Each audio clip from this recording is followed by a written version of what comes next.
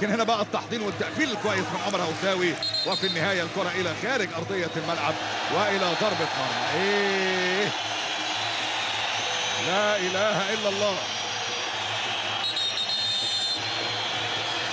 النور قطع. لا اله الا الله. ده لو حد قاصد يدي الدوري السعودي عين مش هيبقى كده.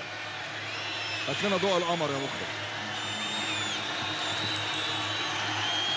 وهنا بقى على اضواء كشافات الجماهير في الوقت الحالي تنقطع الاضاءه على ارضيه ملعب استاد مدينه الملك عبد العزيز الرياضيه في مكه. النور قطع في الدقيقه 24 بعد محاوله يا دوب سقط كده على الارض كان عمر هوساوي، والنور يعني انقطع تماما في ارضيه الملعب. سلامات يا نور. لكن صراحه موقف غريب يا جماعه، يعني موقف طريف.